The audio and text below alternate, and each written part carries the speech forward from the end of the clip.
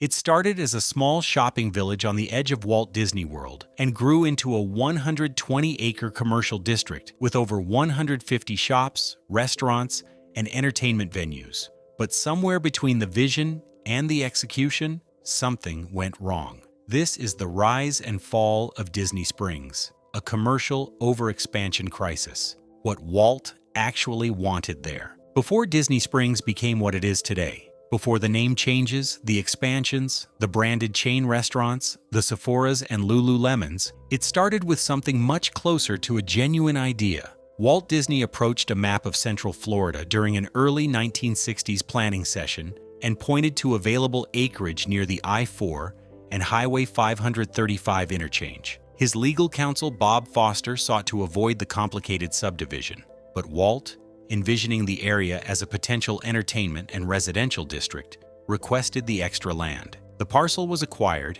and named Lake Buena Vista, borrowed from the address of the Walt Disney Studios lot in Burbank, California, Buena Vista Street. Disney tried in the mid-1970s to apply the same philosophy as the original Epcot concept: transportation systems, architecture, urban design, environmental protection, to a smaller project called Lake Buena Vista Village. The project included monorails and people movers transportation systems, multimodal stations, hotels, recreational facilities, and residential communities. There were plans for a tennis community, a golf community, an equestrian community, and a boating community, each with its own architecture and clubhouse. A central transportation hub would have featured monorails and people movers connected to terminals outside Disney property. It was, in miniature, to make Chirpinchi a white church, the kind of forward-looking urban experiment that Walt had wanted to conduct at full scale with Epcot.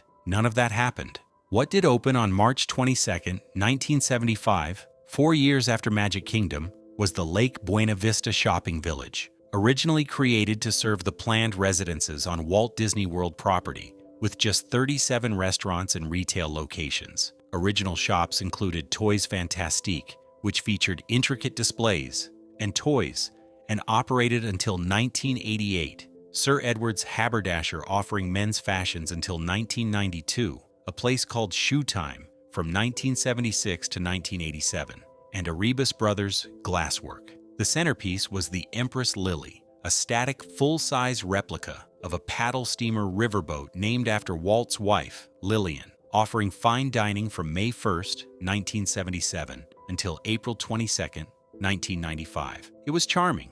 It was modest. It felt like something, a lakeside village with personality, offering a quiet alternative to the parks. The problem was that nobody came in the numbers Disney had hoped for. The Lake Buena Vista Shopping Village had a bit of an identity crisis early on as Disney executives struggled to get guests to spend time there in addition to Magic Kingdom and their resort hotels. Guests were visiting the park, spending their money inside, eating at the resort hotels, and going to bed. The shopping village was an amenity nobody had specifically asked for and wasn't sure what to do with. The name change era, 5 names in 40 years. What followed was a decades-long identity crisis documented in the most literal possible way. 5 different names across 4 decades. In 1977, the area was renamed Walt Disney World Village, a name chosen with the hope that guests would recognize the district as a place that was part of Walt Disney World and therefore somewhere they should go during their vacations. The Walt Disney World Village saw higher visitation than the Lake Buena Vista Shopping Village,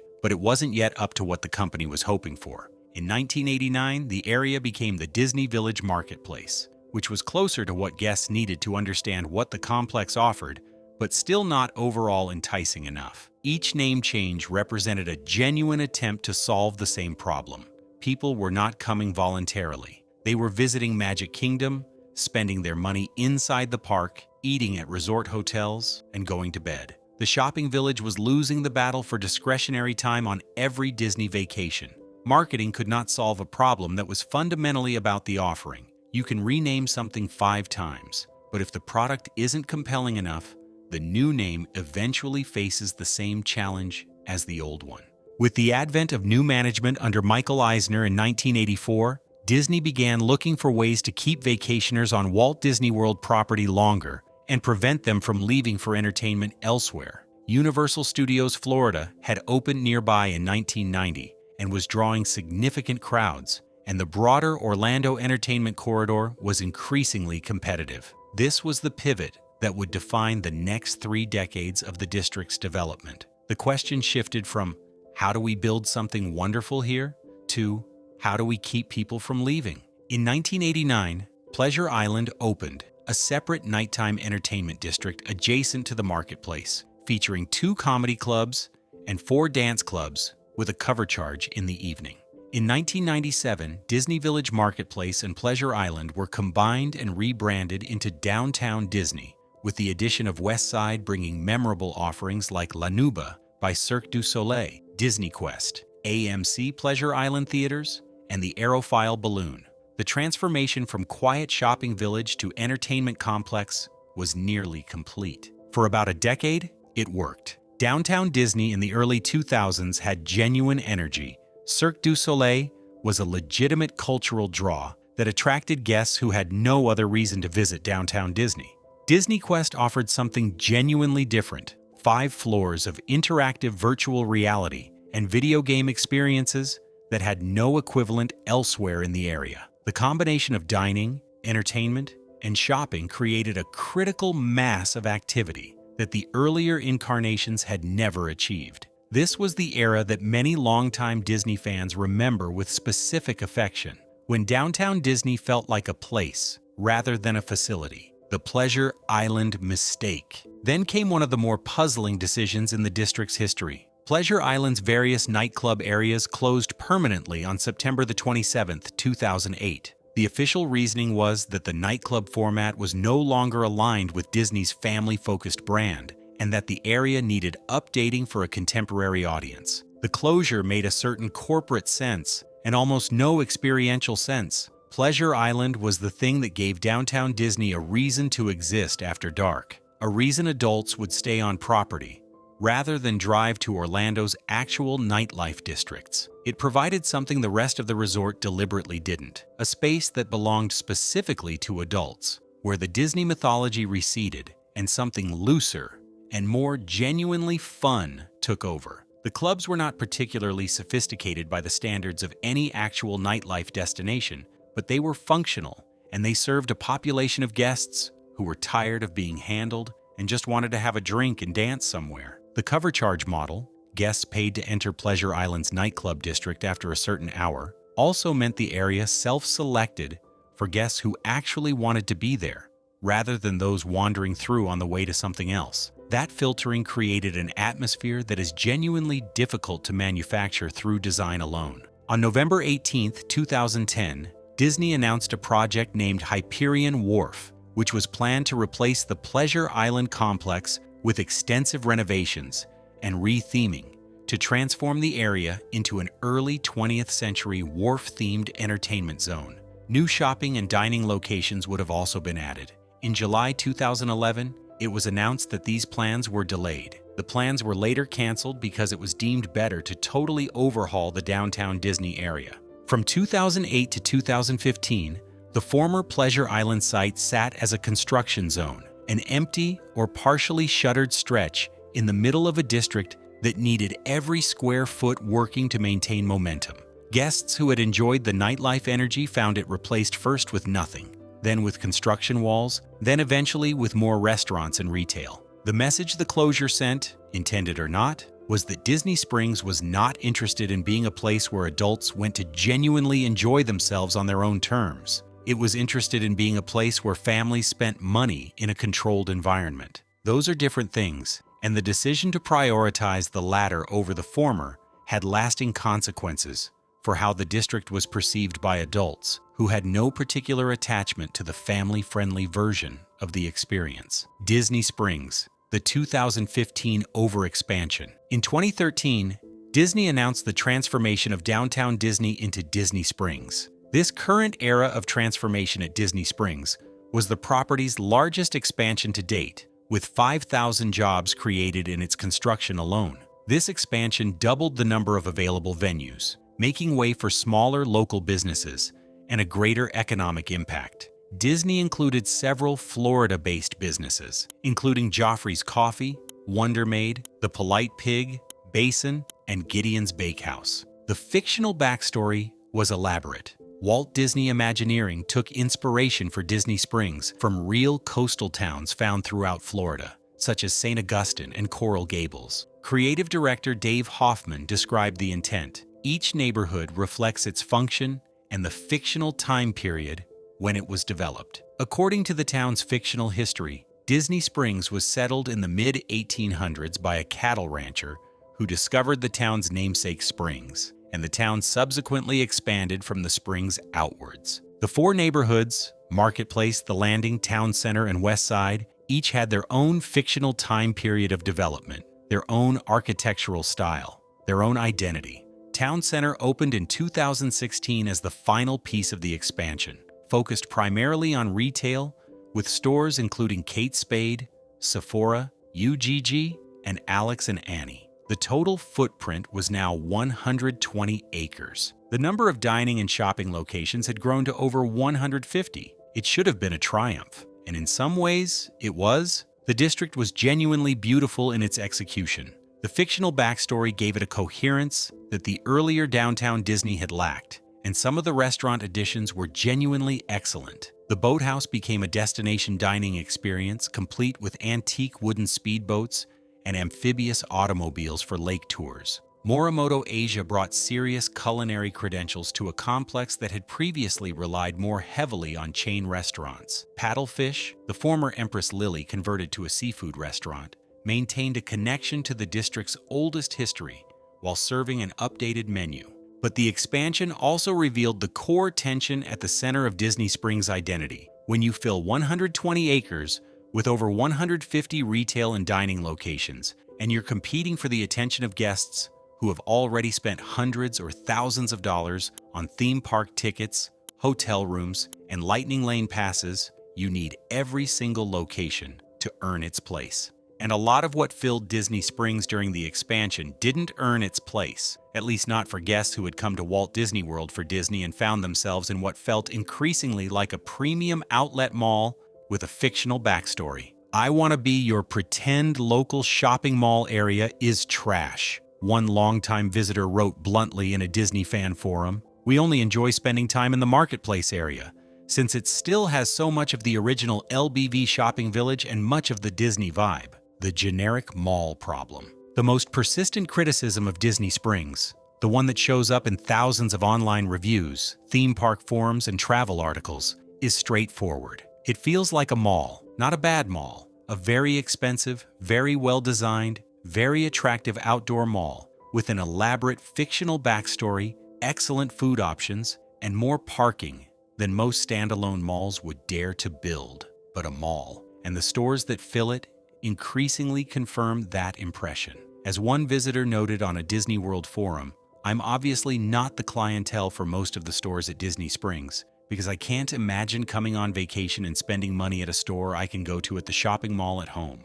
That observation cuts to the core of Disney Springs' overexpansion problem. When the district doubled its footprint and filled Town Center with national retail brands, it created a version of Disney Springs that was indistinguishable from any other high-end outdoor mall in America. The brands that arrived, Sephora, Lululemon, Kate Spade, Alex and Annie, are excellent brands. They are available in most American metropolitan areas. They carry no specific Disney connection, no Florida distinctiveness, no reason to visit them specifically on a Disney vacation rather than at home. This is not a theoretical problem. Disney Springs is a resort destination that draws guests who have already committed enormous financial and logistical resources to be in Orlando. Those guests are making decisions about how to spend each hour of a finite vacation.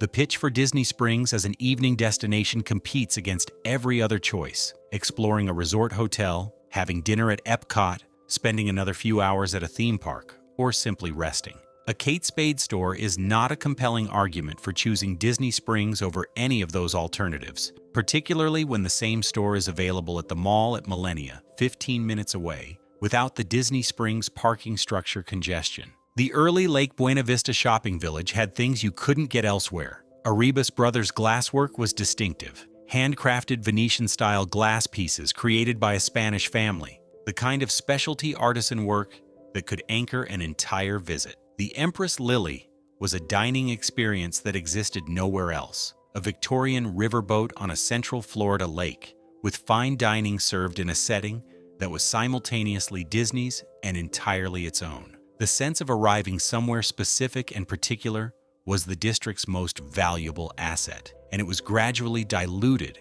with each expansion as the pressure to fill more square footage led to more generic choices. Arribas Brothers is still there, still one of the rare survivors of the 1975 opening. The Empress Lily became Fulton's Crab House, and then became Paddlefish. The character has been diluted even when the physical form survives, which seems to be the forecast with Disney Springs if they rely on big brand stores that are available almost anywhere. It is the special things that interest the crowds, another forum member noted. Disney Quest, the multi-story indoor interactive entertainment center, closed in July 2017 after a 2-year transition period. It was replaced by the NBA Experience, a sports-themed interactive venue that opened in August 2019, which then closed permanently just 2 years later in August 2021, without a replacement announced. The NBA Experience had been an expensive bet that basketball fandom would translate to a walk-in interactive attraction format. It didn't, at least not at the scale required to justify the investment. The West Side has struggled to find its identity since losing both of those anchors, and as of 2025, the AMC 24-screen theater remains one of the area's few true entertainment destinations. The Cirque du Soleil Theater now hosts Drawn to Life, which opened in November 2021 after La Nuba's final performance in December 2017, La Nuba having been one of the anchors that made downtown Disney genuinely worth visiting, even for guests who had no interest in shopping. The irony is that some of the most successful locations at Disney Springs are the ones that understood the lesson about distinctiveness. Sephora and Lululemon are reportedly among the highest performing locations of their brands nationwide, not despite being at Disney Springs, but because of the captive audience. Guests who have money to spend on a Disney vacation are exactly the demographic these brands want. But the commercial success of national brands at Disney Springs is not evidence that the district is succeeding as an experience. It's evidence that Disney has assembled a very effective retail audience and is letting national brands benefit from it. Disney could charge those brands a premium for the foot traffic access, and presumably does. What Disney cannot charge for is the experience that national brands don't provide, the sense of being somewhere specific, somewhere that exists because of a coherent creative vision rather than a retail strategy. That sense, which the marketplace still partially delivers and which the town center rarely achieves, is what made the original Lake Buena Vista shopping village worth the drive from the resort hotels, and what made downtown Disney at its best a destination rather than a facility. It is harder to manufacture at 120 acres than it was at 37 retail locations. The closure wave. For years, Disney Springs had felt like the safest bet on Walt Disney World property. Even when parks change, attractions close, or crowds thin out, the shopping district always seemed stable. Familiar storefronts stayed put. Dining favorites felt permanent. That assumption is getting harder to make. Over the past 2 years, 4 well-known locations have permanently closed at Disney Springs, and one of them is the direct result of a nationwide retail collapse that has finally reached Disney World. Sosa Family Cigars, a family-owned shop that had been part of Disney's entertainment district in some form for more than 25 years, dating back to the Pleasure Island era, closed in early 2023. It was one of the last truly independent holdovers from a very different version of this district. A family business that had survived every name change, every expansion, every corporate restructuring, gone without drama, without ceremony. Sanuk, the casual footwear brand, quietly closed its location in August 2024, ending a run that stretched back nearly a decade. There was no major announcement, no farewell, just an empty storefront where a familiar name once stood. The Sosa closure was particularly symbolic. A family-owned business that had survived the Pleasure Island era, the downtown Disney transition, and the Disney Springs overhaul was gone. The kind of independent, distinctive business that gives any commercial district personality, the kind of business that makes visitors feel they're somewhere specific rather than somewhere generic, was replaced by another empty storefront with a "Something new is coming soon" sign. The most impactful closure is Francesca's, a women's boutique brand that once thrived in shopping centers across the country. Unlike other Disney Springs exits, this one wasn't tied to changing guest tastes or a quiet lease ending. Francesca's is shutting down entirely as a chain, a company-wide retail collapse rather than a Disney Springs-specific problem. When national retail chains that anchored the town center expansion start failing across all their locations, the strategy of filling a commercial district with national brands becomes a liability rather than an asset. The closures are not catastrophic in isolation. Retail businesses open and close in any district. The pattern, though, raises a genuine question about whether Disney Springs has expanded past the point where it can sustain quality and distinctiveness across its entire 120-acre footprint. When the pool of genuinely distinctive tenants runs thin, generic ones fill the space. And generic is not why anyone flies to Orlando. Disney Springs will move forward. New tenants will arrive. Empty spaces will fill. But the idea that this district is immune to broader retail struggles no longer holds. And that realization may change how guests look at Disney Springs. Not as a permanent fixture, but as a space that's evolving faster than ever. What Disney Springs actually is. Disney Springs serves a specific and useful function within the Walt Disney World ecosystem. It gives guests something to do on arrival days before their rooms are ready. The check-in window is typically 3 p.m., and guests arriving at Orlando International Airport by midday need somewhere to go. It gives exhausted families an alternative to the parks on rest days. It gives local Floridians an entertainment destination that doesn't require park tickets, a significant advantage in a resort where single-day admission can reach nearly $200. It provides late-night options after the parks close at 10 or 11 p.m. It has free parking and free admission in a resort where virtually everything else costs money. These are real needs, and Disney Springs meets them adequately. The problem is that adequate was never the standard the Disney brand promised. The transformation from Lake Buena Vista Shopping Village, with its personality, its lakeside charm, its modest scale, to a 120-acre commercial district full of national retail chains and celebrity chef restaurants, is not an unambiguous improvement. It is a story of growth that gradually displaced the things that made the original worth visiting: specificity, character, and the sense that you were somewhere that could only exist here. The dining has remained stronger than the retail. The Boathouse, Morimoto Asia, Maria and Enzo's Ristorante, Wine Bar George, and the Boathouse represent a genuine concentration of dining quality that serves both guests and locals. Chef Art Smith's Homecoming offers genuinely excellent Florida Southern cuisine in an atmosphere that feels specific to the region rather than generic to resort hotel dining. Gideon's Bakehouse, a local Florida bakery that opened its Disney Springs location to immediate enormous lines, with waits stretching to hours for its thick, generously portioned cookies, represents exactly the kind of independent, distinctive tenant the district needs more of. Its presence at Disney Springs generates social media content, word of mouth, and repeat visits in the way that a Kate Spade store never will. The World of Disney store, the largest Disney merchandise store in the world, remains the most visited location in the district and demonstrates that Disney-specific retail still drives substantially more interest than national brand retail. The marketplace still has so much of the original Disney vibe, a long-term visitor noted. That's where we spend our time. The marketplace, the oldest section of the complex, closest to the original Lake Buena Vista shopping village, consistently receives the strongest reviews precisely because it retains the most character from the district's earlier, smaller incarnations. The lakeside setting, the carousel, the Lego store's exterior sculptures, the covered walkways, and World of Disney create an environment that feels Disney-specific rather than generically premium. Where things stand, Disney Springs in 2025 is not failing.